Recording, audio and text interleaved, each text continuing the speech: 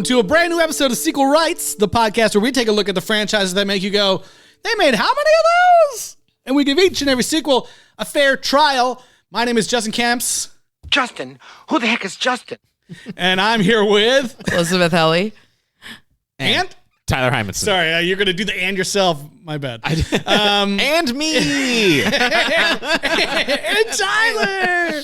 Sorry I don't have funny clips for your guys' names. For once, there's not like a bad Tyler. I know. It's I was like, good Justin. I was like, a Justin. Yes. Oh my God, they talk about him so much. Welcome you guys. It's 2024. We made it to a whole nother year. The number went up, and you know the electronics didn't break. Yet again. Number go up. Number go up. Yay. Well, welcome to the first episode of the new year here. We are excited to have you guys for another year full of sequels, and we are kicking things off with a secret. A very secret movie. Not the secret. No. A secret. Is there a sequel to The Secret? God. I mean, once you know the secret. It's called bankruptcy. You can't go back. I think there actually is, though, but no. Oh, God. There's more secrets. Okay, well, this is a very specific secret. It is The Secret of Nimh. Don Bluth's directorial debut. We're taking it all the way back to Fievel. That's right. We're going Land back. Before Time. Yeah, if you don't know this, our very first franchise ever was American Tail. We're actually just a straight up Don Bluth podcast. We kind of are, but... I mean, it's because he's great. Yeah. And if you're sitting there thinking, wait, whoa. There's a sequel to The Secret of Nimh? Like, what? Yes, there is. And we'll be talking about that next week. Right. So strap in. The Revelations of Nimh. Yeah. The secret's out. Now, what else is there to know? You'll find out next week. Nimh rises. But before we get... That's terrible. Okay. Before we get too far into things, Eliz, where can people reach out? Yeah, you can find us on Twitter, X, Instagram, Facebook, YouTube at Sequel Rights, or email us your suggestions for the rest of this year to sequelrights@gmail.com.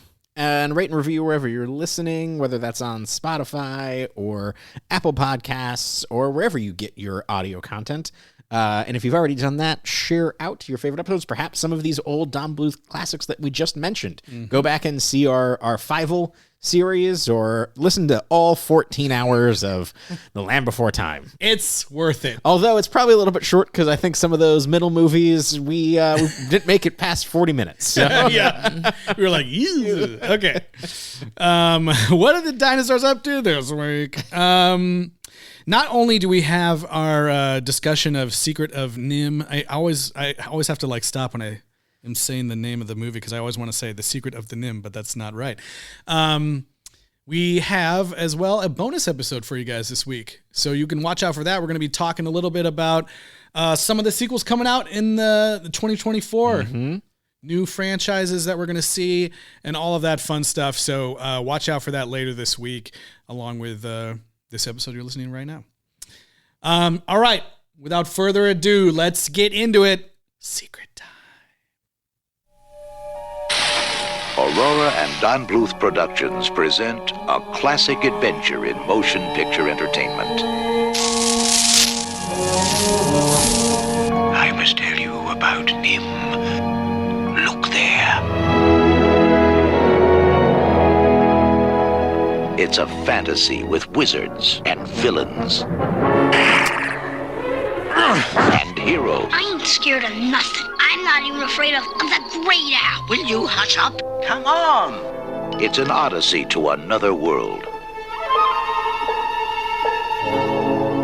A world of fantasy and enchantment. To what you see and hear, you must swear absolute secrecy. It's the most beautiful sight I've ever seen. All right. Well, that was the trailer for beloved children's comedy, The Secret of Nimh.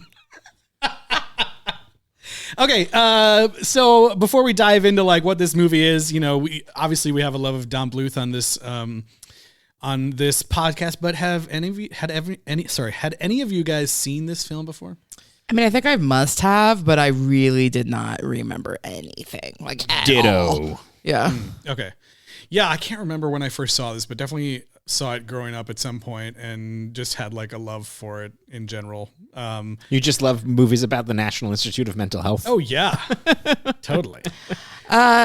It's funny because people always accuse Disney of being so scary and killing off parents and but Don Bluth's movies are always like way scarier in my opinion. Like he definitely doesn't sugarcoat it. There's a bunch of mice in this that might look somewhat like the mice from Cinderella, but look, they're not sitting around mending dresses for some white lady all day. They're dealing with real issues, life and death shit all the time. Like evolution and mental health. Yes. There are some troubling implications in this movie. Oh my God. We'll have to like just save that. But Rabbit from Winnie the Pooh is straight up in this movie. Oh yeah. Like literally copy pasted from Winnie the Pooh. Rabbit is in this movie. Yeah, it's Everyone else, they at least like changed him a little bit, you know?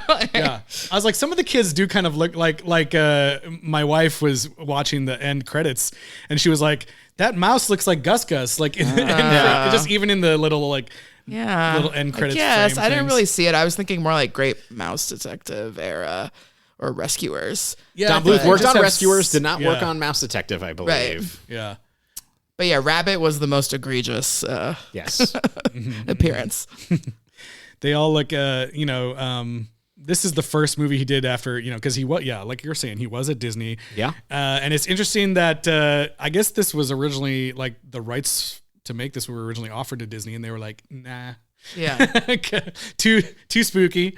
But I love that, things like, kick off with this first film and you can see just his design style immediately. Like everything is not cutesy at all. Mm-hmm. There's like almost even the little kids are like, they've got like, rough edges and the cats and like even the good characters in this are like really creepy looking and they've got these like glowing eyes and crazy stuff. And also just the framing and cinematic language. Like there's a fuck you attitude to this movie. Or at least, I've been held under the wisdom of the old men at Disney and literally and I want to do something a little bit different so that there's close-ups and different framings and lots of really interesting stuff that not all of it works but is refreshing at the time. This is the Spider-Verse of animation at the time. Yeah. I mean, I was like watching this again and I was just like, man, I just love this like era of like these like dark fantasy, like the late 70s, early 80s had all these kind of like dark fantasy, more adult animated films. Like this is the same year like The Last Unicorn came out same year. I don't know if you guys seen that one. But it's similar in kind of like its dark fantasy mode. And also like, I just love that I feel like everyone except for Dom DeLuise in this movie, I feel like they're all talking in like this kind of like sleepy, dreamlike, like realistic tone. They're not like doing a goofy voice except for Dom DeLuise. Yeah. And it's like Lord of the Rings or something. Yeah. Like it's a high concept fantasy. Everybody, all the animators were listening to Led Zeppelin and as they were cranking out frames and it shows. It's just great. It's just great. I just love that vibe of this film and others like it at the time. Yeah. Yeah.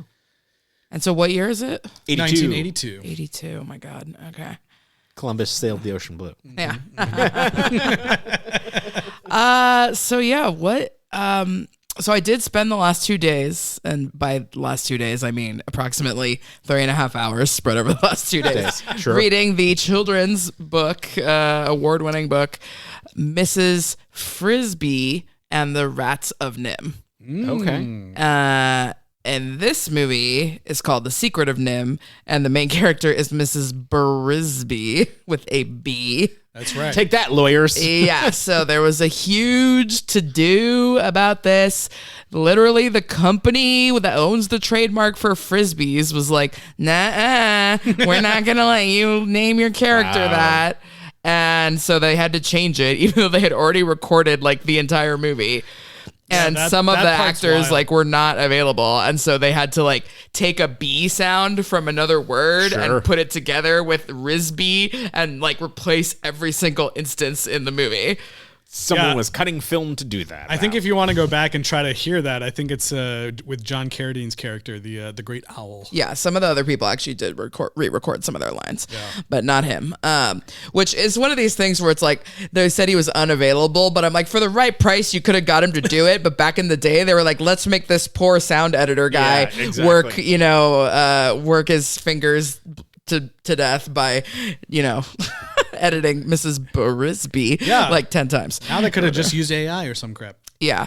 And they also, it's not just Mrs. Brisby, because they also have to say Jonathan Brisby or Frisbee or whatever. So there's a lot of mentions. Everyone's very formal. They never call her by her first name ever. Yeah. I think the Jeremy the Crow like calls her Briz a couple times. Right. But even that, you still have to fix it. So yeah, that's the ridiculous legalese behind the title. But I do think Secret of Nimh is like a way cooler title anyways. It is. But yeah, the fact that they had to change the name was really dumb. Yeah.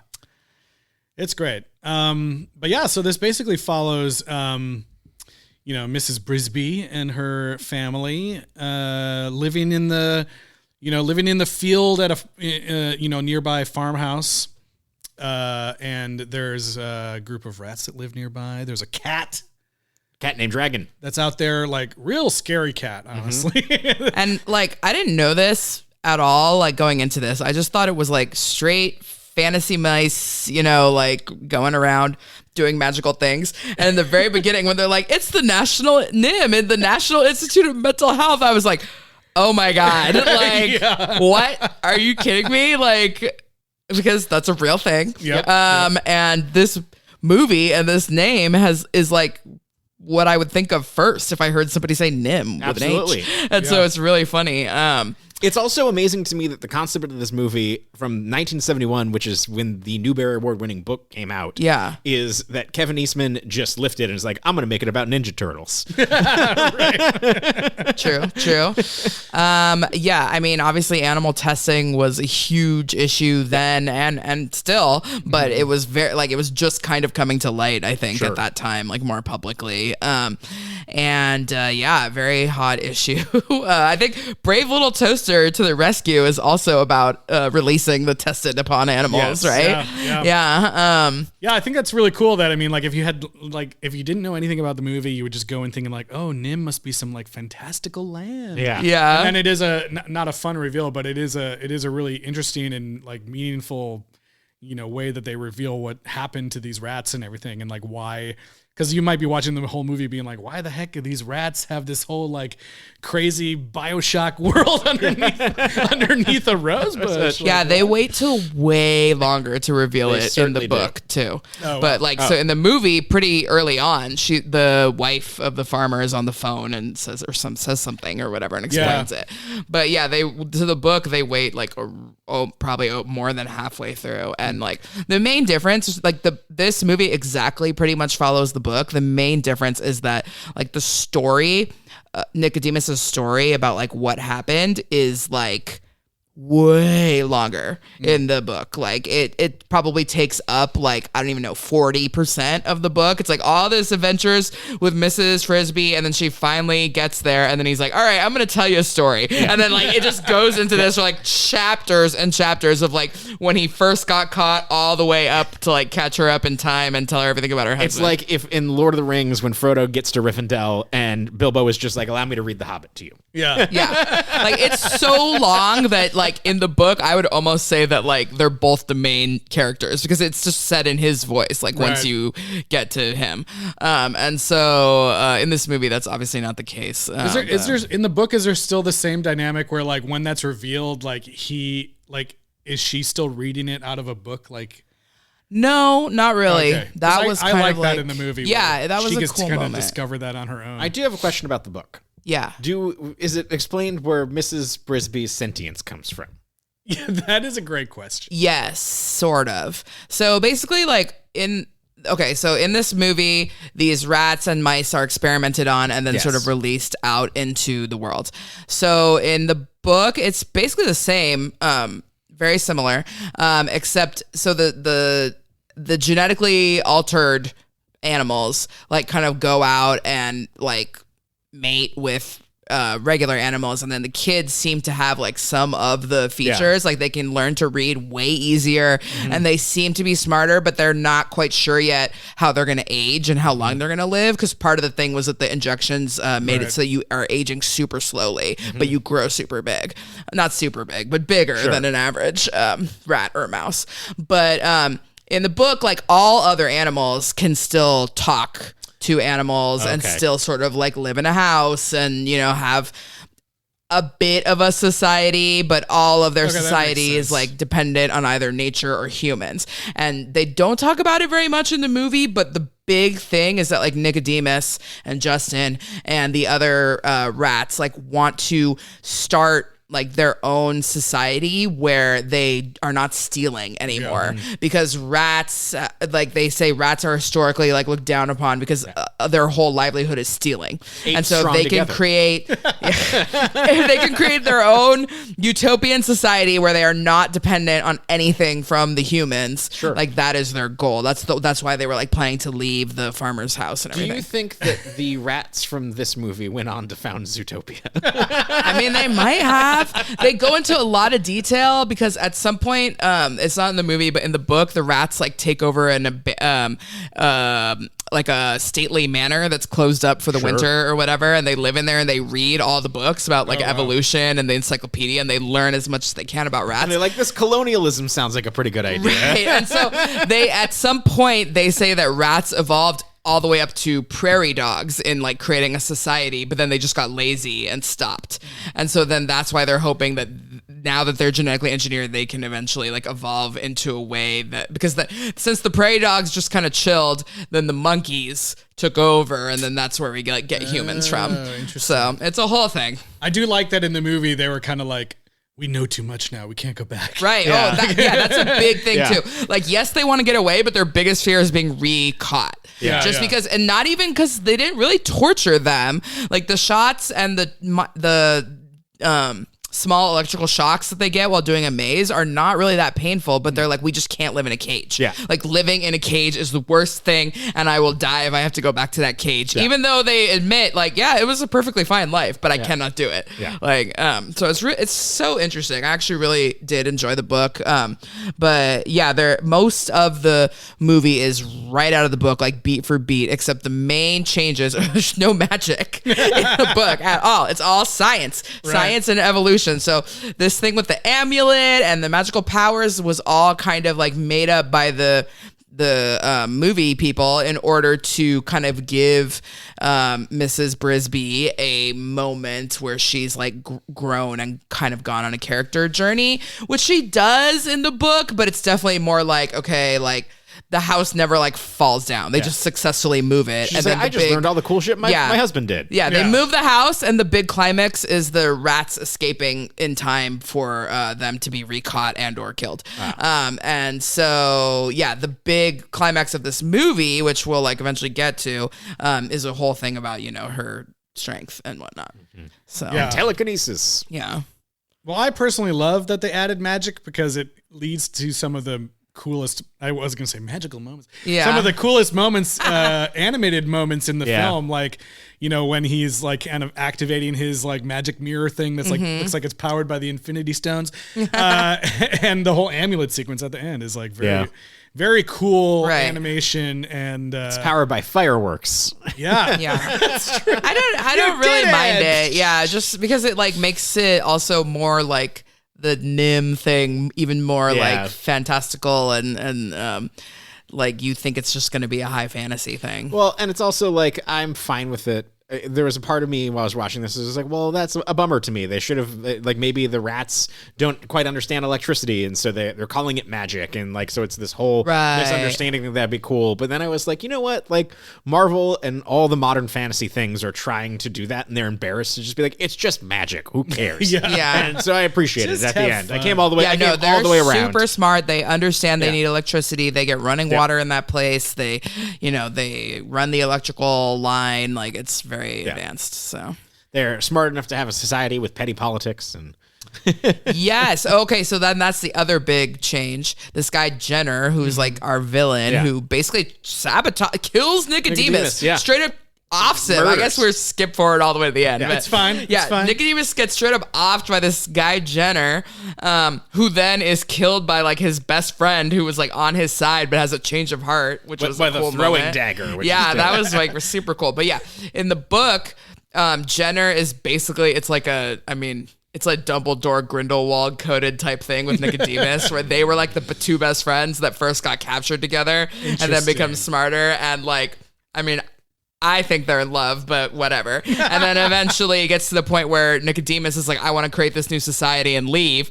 But Jenner is like, no, we should just stay here. It's fine. It's comfortable. Like, I don't mind living off of society. I don't give a crap about, not stealing. And so then they separate. And then you just like, you kind of hear that Jenner might have got killed, like after him and like a handful of followers left, but you don't really know. And he's not there at all for any of the Mrs. Brisby stuff. It's like Nicodemus has mental telepathic powers, and Jenner has metallic magnet powers. Oh yeah, that same. Yeah, got you. And then and Justin is like even cooler in the book, honestly. What? Yeah, like so, like You Justin's mean the man. Justin, like this guy? My dear, may I present Justin, the captain of the guard? Captain of the God. Yeah. So Justin's like the best rat, like, even better than Nicodemus, but Nicodemus is kind of the leader because he's like significantly older than Justin and everyone just kind of like looks to him. Whereas Justin's the one who freaking figured out how to open the cage, did the whole escape plan, like runs everything. So it's not Jonathan Brisby like it is in the the mice significantly help with the escape plan in a way that the rats couldn't have done, but the actual opening of the cage and whatnot was actually Justin and the whole plan. So cool. Yeah, it's like Nicodemus is the figurehead brains kind of wise old guy, but Justin is like also the brains and then the brawn. So yeah, sweet. Yeah, all that crap that I just said is too hard to explain in this animated movie. So they're like, okay, magic, which is fine. I'm not mad at it. Like at all. And we need like a visual representation of her courage. And Right. It can't just be an internal dialogue. I will say, so speaking of opening the cage and her physical manifestation of her courage, I was just thinking of, when she gets captured and she gets put in this bird cage. Like, it's actually this kind of incredible set piece. And I was thinking of it like she's clothed for most of this movie. And like then she's like, she takes her cape off. Takes her cape off and is trapped in this animal world and has to escape by, out of this cage by like dipping through water. And I was like, this would be an amazing like female prison exploitation escape movie like sequence of like, it's awesome. Well, it's like Finding Nemo too. It really reminded me of that. Yeah. But there's also no clothes in the book ever because there are various illustrations throughout and none of them are ever clothed. The clothes are also totally part of this movie. I feel like her like little cape that she has is like an iconic look. It is. Also, though, I thought it was kind of weird that the youngest daughter, Cynthia, literally is just wearing like a bow around her body. Yes. Like they all have like full outfits, but Cynthia just has like a ribbon tied around her waist. Yeah. But it's like a giant one. So I just thought it was super funny. I can say that the modern cover definitely has a Mrs. Frisbee with a little cape on. Oh, okay. Well, interesting. So movie reflecting back to the book, now a major motion picture. So yeah, Mrs. Brisby or Frisbee, her husband Jonathan is gone, but she never knew about anything in both versions, anything that he had done with the rats or that he was enhanced at all. But he did teach her how to read a little bit, and that is consistent. Like they can teach other animals who are not altered how to read, but it just takes like way longer. And yeah, and she does have that piece of dialogue in the movie where she says like, I can read a little bit, but my kids can read really well. Which is in line with what you said. And so she's got 4 kids. So we got Martin, right? Martin, yep. We've got Martin, Timothy, Teresa, and Cynthia. Yeah. So Timothy's the sickly one. Yeah. Timothy. We got. I mean, we'll get to him later for obvious reasons, but it is interesting that he's basically like a non-entity in this movie, and he's just sick the whole time. Yeah. I'll tell you, he's not coming to anybody's rescue at any time in this movie. No, not at all. In fact, like he might have like I'm kind of like, how did he not die when they were like going under? I mean, okay, like that whole scene. So this whole thing is that they have to. Timmy is sick. They get him medicine for pneumonia, but they purposely the Mr. Ages, the guy who gives him the medicine, and the only smart mouse now that Jonathan is dead, is like, you cannot take him outside or move him for 3 weeks at all. So you have to move the house because he cannot travel, even though the farmer's going to come plow everything now that it's spring. And so this whole thing is like, we have to move our house. And that's the whole movie, is her trying to figure out how she's going to move the dang house. And so, yeah, Timmy, why was I talking about this?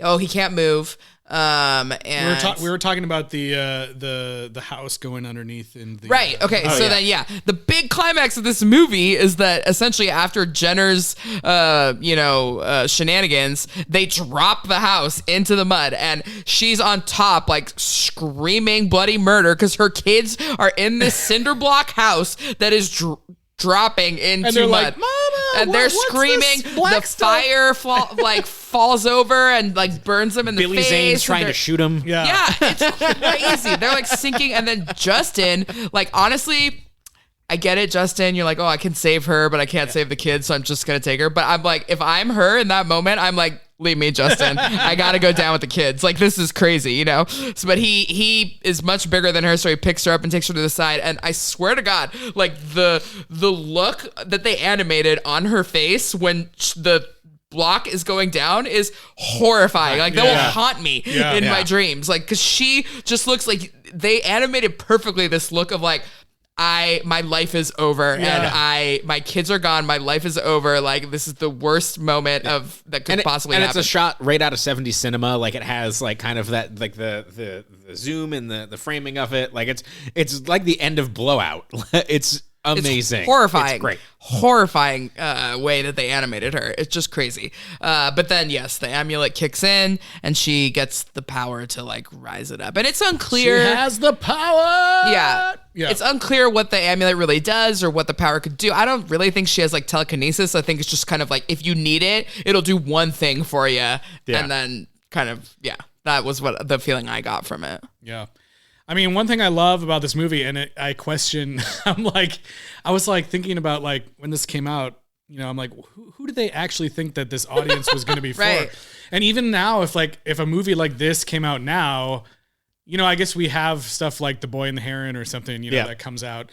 And there's a whole story behind it of like, you know, it's maybe his last film and all this stuff. And so people like go out and see it. But I'm like, is there an appetite for this kind of like super dark?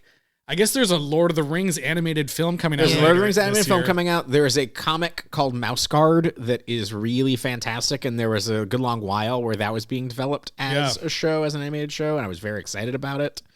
But it's there was like that movie that I saw on Virtual South by with Patton Oswalt. I can't remember the name of it, but it was like the night of something. And it was like an animated R-rated high fantasy film or whatever, which is crazy. But yeah, this movie, I was like, this is like basically adult animation. Yeah. Like not in like a Family Guy way, but like in a like grown-ups can just watch this as a regular ass movie practically. I was watching it and I was like, this movie's haunted as fuck. But I just love that, like, you know, one of the reasons why, you know, I have a daughter and I was like originally like, maybe I could turn it on. And then I was like, no, this movie's too scary. And like there's just so much tension, like the entire film. There's really only like, I understand why they put in I don't know if the Jeremy character is in the book or not. Dom DeLuise's crow. He is. Okay. But he doesn't suck. So he's just a good crow that helps her out a couple times. She saves his life, and then he comes and he saves her once or twice, and he's like friends with the kids. But he's not a klutzy, annoying ass Dom DeLuise voice. He literally does nothing else in this movie other than be like some comic relief for he doesn't really help at all. In a movie that does not need comic relief. Yeah. Yeah, I guess he does fly her to the Great Owl, so that's kind of his main thing too. And then he gets really weird and pushy, but like, give me the shiny. I need the shiny. I know he acts like it's the ring from the One Ring, you know, a little bit. And then he wants to like get laid. Yeah, pretty much. But I guess my original point was that I just love that this movie is filled with so much tension. Mm-hmm. And like I said, these mice are dealing with like life or death situation the entire film.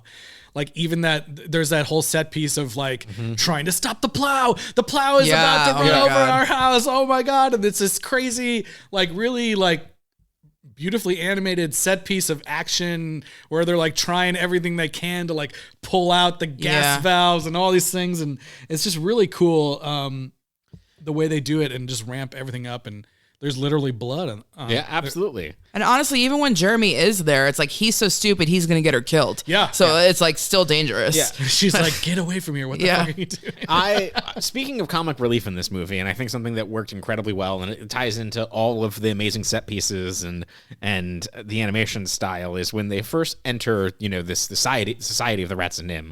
And we see Justin for the first time, and he is this scary rat that was like slinks out from a set of armor and then, whispers in their ear. And then it immediately snaps to him looking, lovable and kind and be like, I'm just kidding. Yeah. And he's like, Justin, you featherhead. I only took out Justin clips. So yeah. That's it. Yeah. No, Justin rules. And like, I don't know. I mean, they don't go into whether interspecies relationships are possible or not, but there was sure. But he's thirsty for it. Yeah. He is like, oh, who's this? Yeah. So Beautiful mouse. Yeah. Yeah. Because there is Auntie Shrew. That's true. And maybe I don't know how she's related exactly. No.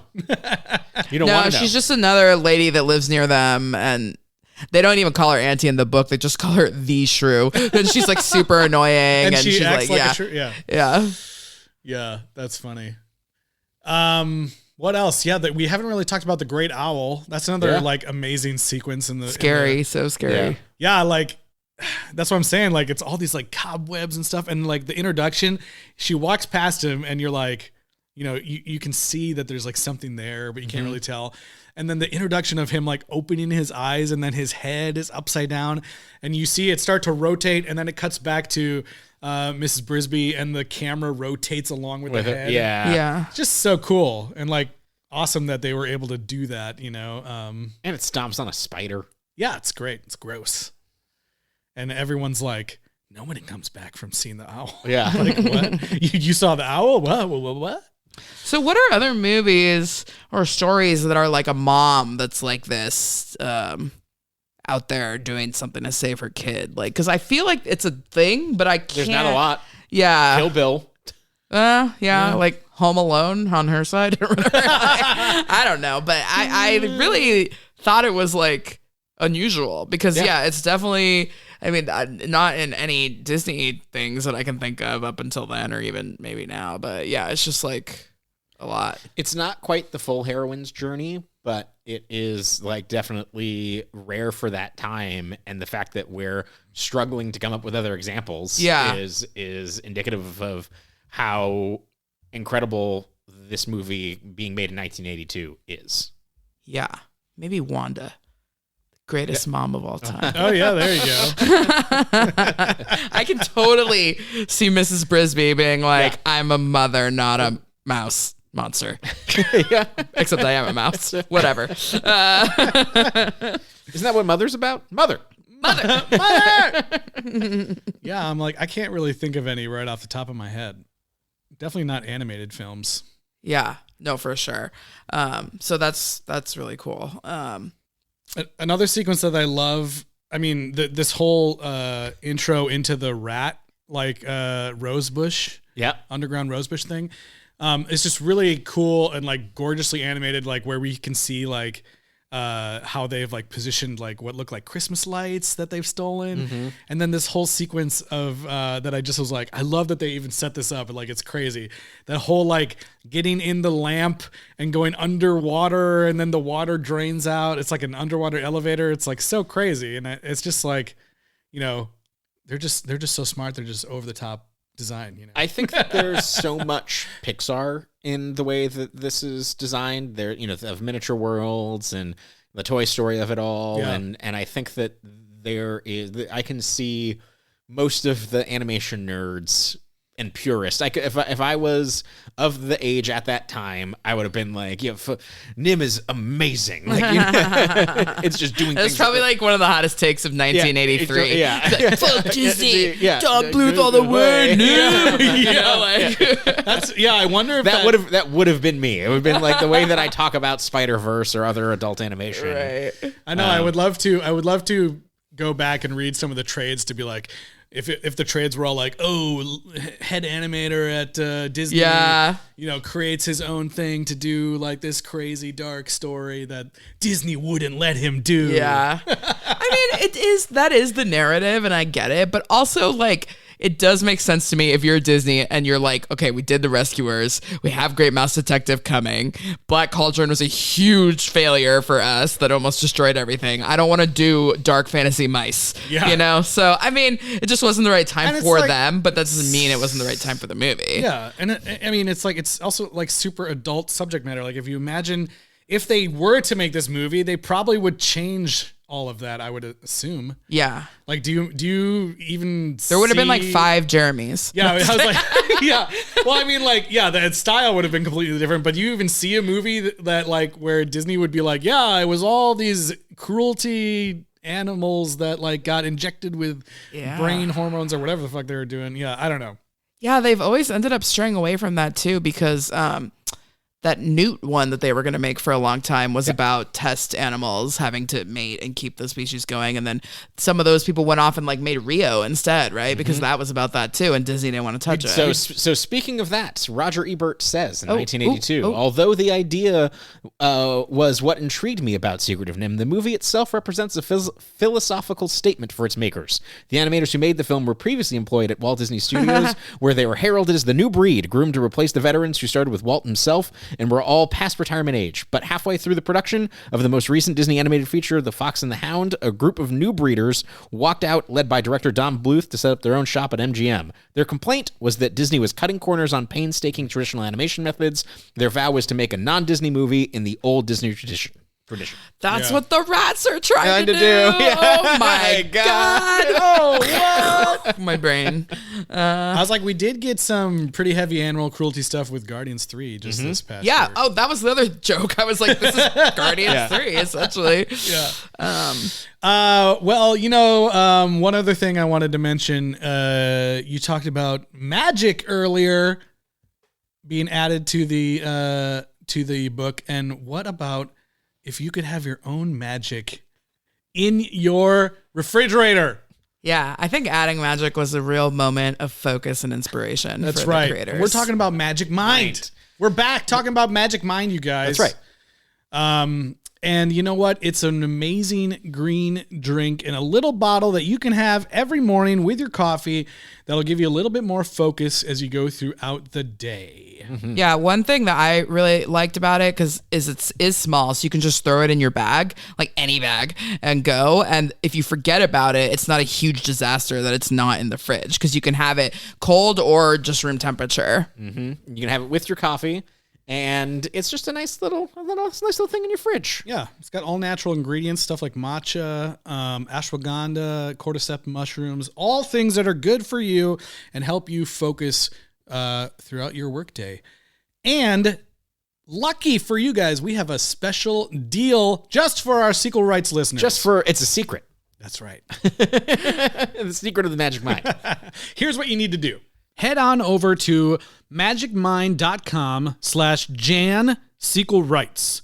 Again, that's www.magicmind.com/JAN Sequel Rights.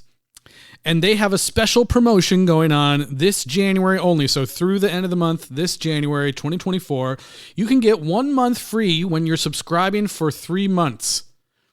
And if you use this code Sequel Rights 20, that's our podcast title, Sequel Rights, and the number 20 all together. If you use that code Sequel Rights 20, it's an extra 20% off, which gets you to 75% off total on this 3-month order. So it only lasts till the end of the month. So hurry up before it gets away and let Magic Mind help you gear up to crush your 2024 New Year resolutions fully focused. All right, back to Secret of the Nimh here. I said it, Secret of the Nimh. Damn it, Secret of the Nimh. I knew it. I knew I was going to do it at some point. Yeah, we could talk about some of the actors in this. There's some great actors. We've already kind of shot on Dom DeLuise, who is a very talented actor and voice actor, but this character they just should have edited down or reined in a little bit. It's fine. It's just like his scenes go on too long, and you're like, Yeah. okay, this guy, I just want him to go like, away. And it's like I know that Dom DeLuise just rolled in drunk to the booth and vamped for 3 hours and then left, and they're just like, he's just giving us gold. But I think they also like didn't really use him properly here, like Correct. the way that they eventually will in Fievel with the Yeah. I can't remember his name, but the cat in that movie, Oh, yeah. kind of has an arc, and Jeremy does not really have a real arc. So, anyways, yes, Dom DeLuise is there. He wants the shiny. Nicodemus is this, British guy, Derek Jacobi, who's like a storied stage and screen actor. But I'm excited because I found out that he portrayed my favorite villainous character, Frollo, from The Hunchback of Notre Dame in the Anthony Hopkins TV version in 1982. So I'll be looking for him when I watch that someday. Oh boy, that's amazing. Did Anthony Hopkins play Hunchback? Quasimodo, yes. Yes. Yeah. he did. Hunchback. His name is Hunchback. Yeah, what the heck is wrong with you? Show some respect. You know Hunchback. the classic Universal monster Hunchback. This is a He's real scary. this is one of my flags and hills I'm going to die on is Yes. that Quasimodo should not be one of the Universal monsters. But anyway, so Derek Jacobi does Frollo, so can't wait to see that. Who are some of the other adults in this? Mrs. Brisby was Mary Elizabeth Hartman, who was an actor. I think she did so good in this movie. Like, Yes. it's really devastating because this was actually her final, really role. And then she died from suicide. She jumped out of a 5-story building. Oh my God. And it just kind of said that, after this movie, it wasn't even that she couldn't get any work. It was just, she just was not in a good place and, kept kind of disappearing and, not talking to anybody and living in isolation. And she just kind of ended it. But she does great. I mean, the performance is incredible, and that's actually one of the things that, Don Bluth's team, Disney was moving to animation practices that had, more body positions that stood stagnant. Well, they had replacements and more efficiencies there, and the thing that they really wanted to do was have body language and facial expressions, have those details, and have that come through, and that really comes through in her performance and is really supported by that. And, yeah. That's a real shame. I didn't know that. Yeah, and then the Auntie Shrew in this movie is Hermione Baddeley, who's the younger maid in Mary Poppins, Ellen, the surly one. Yeah. And she's also in Aristocats and stuff. But they did a really cool thing because when I was doing the Child Star check-in, which I'll get to in a second, I was desperately trying to confirm who some of these kids were. And they did a cool thing, which I think all animated films should still do, where they did press photos of the actor, and then they would animate the little mouse on her shoulder, or they would have their hand out and Right. the little rat would be standing on their hand. Absolutely. Those are Yeah, classic. everybody should do that for an animated movie, Yeah. or you should be back to back, arms crossed with your character, or whoever it is. Yeah. Ridiculous. I don't know why they don't do that anymore. But I don't know. I need to see Idina Menzel shaking hands with Elsa or whatever it is. It's easier to do now than it was I then. know. So why? I don't Now get it it. needs to be a video of some sort. That's Yeah, but anyways, these beautiful press shots, headshots of them with their character. And so yes, the Child Star check-in. To start from the eldest, I guess Martin is Will Wheaton, of course. Yeah, which he's in everything now. Yeah. And Shannon Doherty was Teresa. So these are both very early, second or third roles ever for them. Yeah. Timmy was then named Ian Fried or Fried. They now go by Ina or Ina, and are actually a very successful tech journalist. Oh, cool. And then the one that I could not really find was Cynthia, who is portrayed by Jodie Hicks. I don't know if it's the same Jodie Hicks, but I really hope it is because I'm a huge fan of this lady now. But the president of Planned Parenthood California is this really awesome lady named Jodie Hicks, spelled the same way, possibly the right age. She's definitely older than Shannon Doherty and Will Wheaton, so it's kind of weird that maybe that's a baby. But you know, if you're a kid actor, and they're like, just do a baby voice, you know, like possibly. It could be her. But yeah, she's like super cool. She's friends with like Nancy Pelosi and Lin-Manuel and like Gavin Newsom, and is like, you know, it could be her. Yeah, I really hope it's her. But I didn't want to tweet at her because I saw that people had done it before and she didn't answer. So I was like, it's either her and she doesn't want to say it for whatever reason, or it's just not her. Totally fair. That's her secret. Yeah, it could be. But this lady's really cool. Like I mean, I went through like 10 years of her Instagram photos trying to figure out if she ever acknowledged Secret of NIMH. So now I'm like, oh my God, I should donate to Planned Parenthood. She's I know so everything cool. about her. Yeah. That's crazy. So, those yeah, are that's all pretty much it. Those are all the kids, right? Yeah. Speaking of credits, Tyler, did you see that Bruce Timm was in the credits? I did not. He was in there as an assistant animator. Yeah. God damn. Bruce Timm, creator of Batman the Animated Series and my animation, the starting point for my animation obsession. Yeah. I did go on IMDb to make sure it was the same. Bruce. I was like, it's got to be the same Yeah, Bruce. it makes complete sense. But I just thought that was really cool. That's amazing. I'm sure that was the only one that stuck out to me immediately. I'm sure there's probably other names, Yes. but I was just like, oh my God, Bruce Timm. But yeah, there's also so the score of this film. I've got the vinyl up on my wall right There you now. go. Jerry Goldsmith did the Yeah. score. Apparently, this was his first animated film he ever did the score for. I mean, I know he does Mulan. How many others does he end up doing? That's a good question. I know. Off the Count top them of my off. head. Off the top of my head, I'm like, Mulan. Hi. I'd have to go look. Sorry. I didn't plan this. Wait, so you already had this vinyl? I already had the vinyl just because I was a fan of the movie. Oh, nice. I just liked the music. And he wrote he composed the song in the film as well. Okay. Talk about the song. She doesn't actually sing it. It's one of those. No, there's a song called "Flying Dreams" that is performed like within the film by Sally Stevens, and then in the end credits by Mr. Rainbow Connection himself, Paul Williams. Mm-hmm.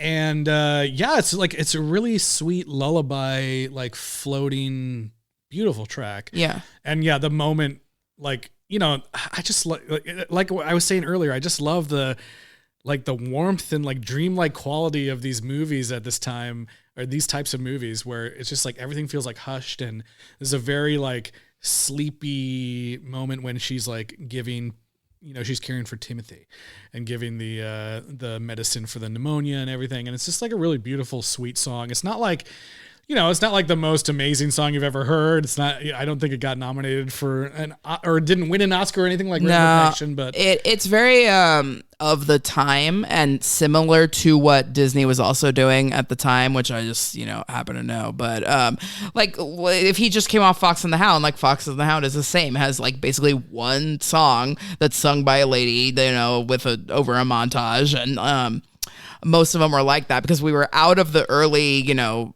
Peter Pan, Cinderella, Sleeping Beauty era, and Pinocchio and whatnot, but we were not yet at Menken Ashman Broadway style animated movies. So all the animated movies had like one, you know, lady singing a song over the movie, and maybe one funny song like the Rescuers, RESCUE, Rescue Aid Society, or something like that. You know, like, but like that tops like 1 to 2 songs. like, could you imagine if this was a musical? I mean, I want to, honestly. I'd love to see it as a musical. Her 11 o'clock number would be great. Yeah, I'm just going through his listing here on Jerry Goldsmith. It only doesn't look like he does that many. He doesn't do that many. Okay. I do have a bone to pick for whoever updated Jerry Goldsmith's filmography on IMDb. They found it in their interest and a good use of their time to credit him for, he wrote the Universal theme. Yeah. And putting that every time that is used. Oh my God. I mean, I guess that's what Michael Giacchino's hoping for with these Marvel. That's crazy. That's crazy. It's like, I don't think that helps anybody. That's offensive, actually. Yeah, his score is cool. Apparently, he had some trouble, you know, since it was his first animated film. Yeah. He wasn't used to writing to, like unfinished scenes and stuff that's changing. Like he's watching the movie and then it says like 30 seconds, Mrs. Brisby runs into tree or something, 30 seconds, Dom DeLuise magical mirror. Magical mirror spins and glows. What is happening? What does this look like? I bet he was thrilled when they were like, Jerry, we've cast Eddie Murphy as the dragon in Mulan. He was like, are you freaking kidding me? Just kidding. I have no idea. I will say that because of that Universal theme credit, he is credited as on every Land Before Time movie. Yeah. Amazing. But that is not true. Jesus. God, that's how you get set for life. He must have like a million credits. Like, what is it listed? Like thousands of it's like the one that actually makes sense is Scott Pilgrim because they actually use that in the movie. But yeah. I mean, this movie, I think if you watched it as a kid, you probably have nightmares about it. I feel like every single frame of this movie has something that could like turn into some complex nightmare that you have, There's like, even when they go into the rose bush, there's those weird like moving vines that look like they're alive, and it's like just creepy looking stuff that they animated. I also wrote down one quote in case you weren't sure that Jenner is a complete piece of crap. Before Mrs. Brisby, before the house drops, before anything, she's running out there and trying to warn them, and he's like, "She's hysterical." And I was like, "Oh God damn it, Jenner, you piece of crap!" Trying to dismiss Mrs. Brisby as a hysterical woman. Ridiculous. Not Jonathan's wife. Yeah, Jonathan's wife. How did you watch this? I went and made an account on Canopy. And watched it there. And it's telling that they have a specific like Canopy Kids that you can go on, and it says it's like specially curated, thoughtful content for kids or whatever. And I was like, oh, it's probably in there. Go in there and I searched Secret of Nimh, and it's like, oh no, this is not in the Canopy Kids. Too scary. But it was in the regular one. And the only reason I went there is because all the other places had ads, and I knew that the movie was like such a vibe. I didn't want to be interrupted by ads. You were right to do that. Where did you watch it, Tyler? I watched it on Freevee. Okay, I watched it on the Roku channel. Yeah. And so it would be like really like sad, down moment, and then all of a sudden it'd just be like, "Here are Papa John's. It'd be like a big pizza," Oh no! Like Mrs. Brisby is like, "Oh, my whole family at house is just Sky Rizzy." Oh yeah, I had Papa John's, Sky Rizzy, Nubequa for prostate cancer. Chase Freedom Unlimited. Nubequa sounds like if I'm going to change my life, fake my death, and move to Quebec. Right. and there's this whole series of commercials that I have been annoyed by all holiday season. I don't know if you've seen it, Justin, but some agency convinced Ralph's Kroger that it would be a good idea to do these like claymation commercials where they license huge songs for no reason. And so it's like, okay, hearing like Ed Sheeran over these claymation people buying groceries is not going to make me want to go to Ralph's. Like, it's crazy. They wasted so much money. Go groceries. We should go get groceries. Thanks, do they need to advertise? Yeah. No. That Ed Sheeran, "Wait for Me to Come Home" or whatever. I'm like, that had to be a gajillion dollars. I'll drive to extra blocks. Yeah, and then the one that was playing during this movie was "All I Do Is Win." I'm like, you paid for "All I Do Is Win" for claymation, like people buying groceries? Like, it's not. In the middle of Nimh, like, "All I Do Is Win." It would be interesting if it was claymation. It's CG fake claymation. Yes, sorry, I know that, but they don't even change the lyrics or something to be grocery. No, all I need is Ralph's. They just licensed completely unrelated. Shop. Yeah, shop for it's all like my the food. people were like, "What's the most expensive song you can license? It'll show people you're serious about groceries." I don't know. It's just this. Yeah, sorry for that tangent. That's okay. Here I was looking. We haven't done this for a bit, but I went on Common Sense Media to see what the kids are saying about this movie. Here's one review from an age 5+ iconic film, 5 stars.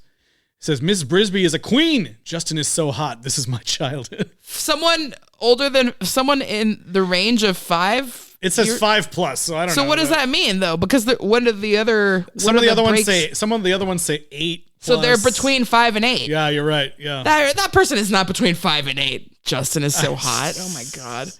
I didn't even dare, because I always make the images after we record. I'm already dreading looking up Secret of Nimh images because there's going to be so much deviant art. I can't even. The age 5+, sorry, it says it's a 15-year-old teen. Okay.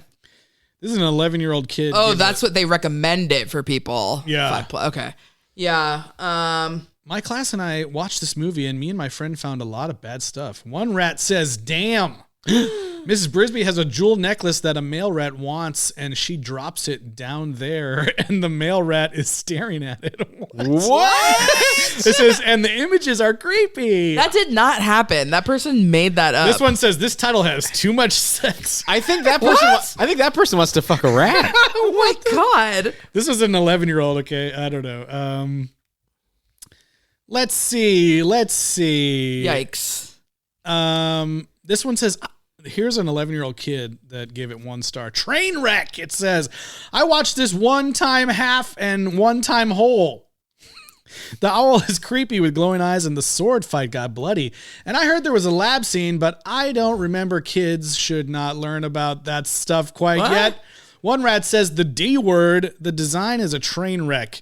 And it is clear that there is not enough brain power to fix it. Oh my god. This little kid's a narc. These kids are... This one kid says, I wish it was more like the actual book or not made at all. That's, I don't know what these kids are thinking. He grew up to chant release the Snyder Cut. The book is like 250 pages. So it's, it's got chapters. It's not like a little kid's book, but... This person is an adult that says 1 star, a tragic adaptation of a wonderful book.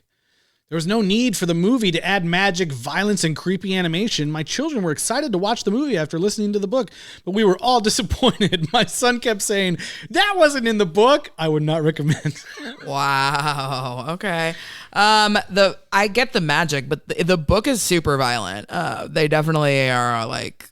Okay, so the scene that I was like, wow, that's straight out of the book with its violence is when all the mice fly away to their death, except for Mr. Ages and Jonathan. Yeah.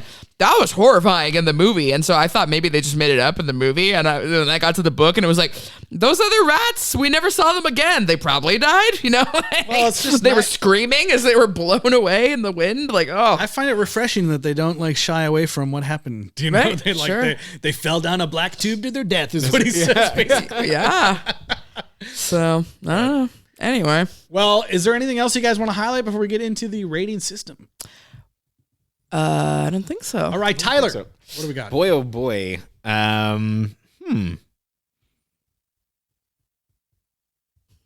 This is might be the first time I'm actually stumped because I don't think I can actually make fun of anything in this movie. How many non-canonical magical amulets would you give? That's a good one. Yeah. Shiny. I don't know. I don't want to go too high, but it was really good. I guess maybe 8 magical non-canonical amulets. Yeah.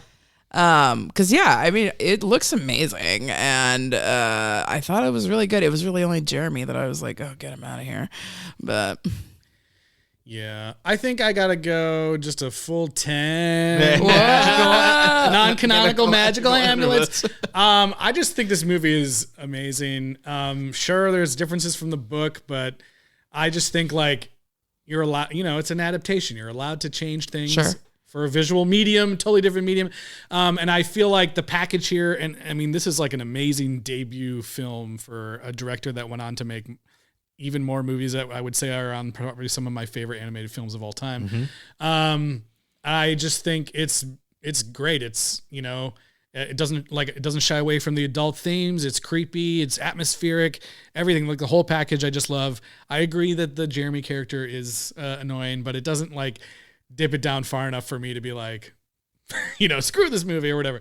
I just think it's great. Everyone should watch it. But yeah, I do agree that I think it's probably a good movie for kids to see, but when they're old enough. Okay? Yeah, you got to be like 10, maybe even. Yeah. This is a YA movie. Unless you want to mess them up or something, but yeah.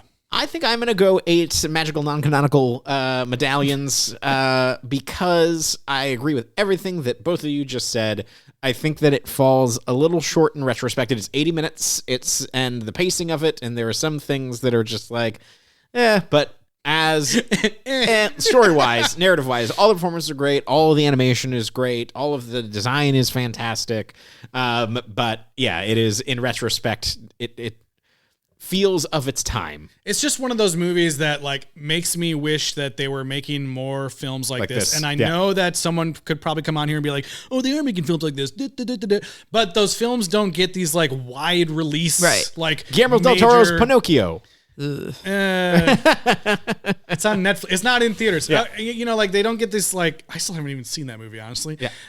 They don't get these big wide release, like promoted releases and stuff, so I just, I long for that a little bit. Yes, no, we need more. Even though they'd probably flop at the box office. We need more young adult children's entertainment in movies and stories that allow scary things to put into it and treat them like human beings.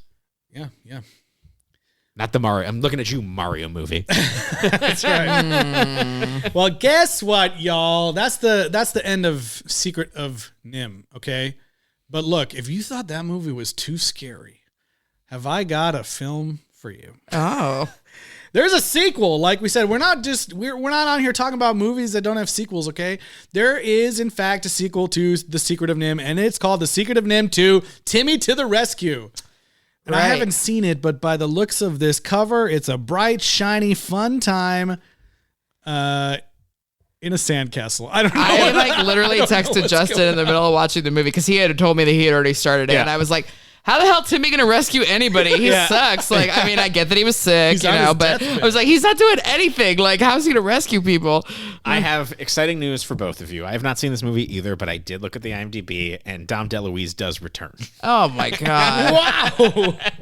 Oh, boy. Okay. Well, so this is the first film was 1982. This one is 1998, direct to video. Okay. Animated musical adventure. So they're doing the Land Before Time thing. Hey. Okay. We'll see what happens. So there's only one, so I guess it wasn't successful enough for people to be like, I just feel like we are in for one of the biggest like vibe changes, and also like discrepancy between quality that we have ever experienced on the podcast. I'm just calling Not that since now. Land Before Time. Yeah. It's gonna be the same. It's gonna be the same. Yeah, it's gonna be the Oh, same. my God. But there's only one, so maybe this one's even worse. Timmy to the Rescue. Oh boy. Yeah, the show. Oh boy. All right. And there are sequels to the book. There are 2 other books written by the author's daughter, I believe. Oh, wow. But they have nothing to do with this sequel. And they're also not at the library. So I have to decide if I want to pony up the $8 or whatever to buy the Kindle version. So it's called like, I think it's called like Roscoe Saves the Day or There's something. one called Rasco and the Rats of Nimh. Oh, yeah. So, but that apparently has nothing to do with what is going to happen in this movie. Yeah. Okay. All right. Crazy. Well, thanks for being in here to hear us talk about Secret of Nimh, kick off 2024. Don't forget, we've got a bonus episode coming out later this week where we talk about what else is coming out this year and maybe give some, hints about or announcements about what we're going to be covering next. And in the meantime, Eliz, where can people reach out? Yeah, send us an email, sequelrights@gmail.com, or find us on Twitter, Instagram, Facebook, and YouTube at sequelrights. And rate and review us wherever you're listening. Share the show. We really appreciate it. And thank you for listening to us for all of these years. That's right. And I will take a cue from Tyler and say that we will see Shrew next week for a review of The Secret of Nimh 2, Timmy to the Rescue. Timmy! Dream by night, wish by day, love begins this way. Loving starts when open hearts touch and stay. Sleep for now, dreaming's how lovers' lives are planned. Future songs and flying dreams, hand in hand. Love, it seems, made flying dreams so hearts could soar. Heaven sent these wings were meant to prove once more that love is the key. Love is the key. You and I touch the sky, the eagle and the dove. Nightingales, we keep our sails filled with love.